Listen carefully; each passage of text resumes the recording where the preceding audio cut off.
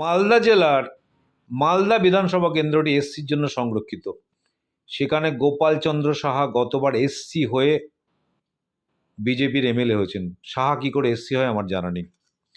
এই গোপালকৃষ্ণ সাহা গত 5 বছরে কি করেছেন? তার পরিবারের আখের গুছিয়েছেন। তার গ্যাসের ডিলারশিপ ছিল তার পরিবারে, তারপরও তার পরিবার নামে একটি পেট্রোল পাম্প নিয়েছেন।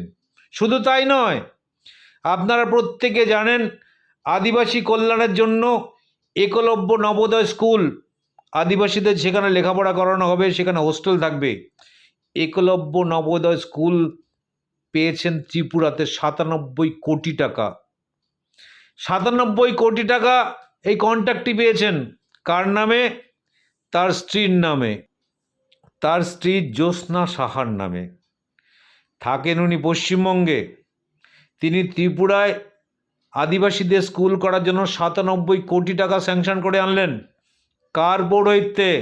না, সুকান্ত মজুমদারের পৌরোহিত্যে।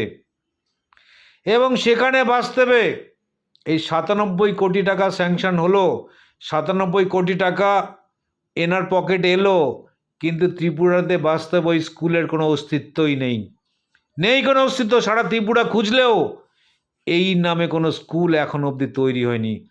অথচ এই 97 কোটি টাকা গোপালচন্দ্র সাহা তার স্ত্রীর নামে, জ্যোৎস্না সাহার নামে এই টাকাটুকু তছরূপ করে দিয়েছেন। তাহলে 5 বছরে 97 কোটি টাকা তছরূপ করেছেন আদিবাসীদের উন্নয়নের টাকা। নিজের পরিবারের নামে গ্যাসের ডিলারশিপ, নিজের পরিবারের নামে পেট্রোল পাম্প। এখনও তিনি আবার যাচ্ছেন মালদায় বলতে, মালদার উন্নয়নের জন্য আমাকে ভোট দিন। দেবে ভোট? পশ্চিমবঙ্গের মানুষ ভোট দেবে? মালদার মানুষ ভোট দেবে গোপালচন্দ্র সাহাকে? 21 সালে একটা উন্মাদনা ছিল, হঠাৎ করে বিজেপির একটা ঢেউ এসছিল, বিজেপি 77টা সিট পেয়েছিল। মানুষ বিজেপিকে ভোট দিয়ে অনুভব করেছে এরা কোনো কাজ করেনি জনসাধারণের জন্য।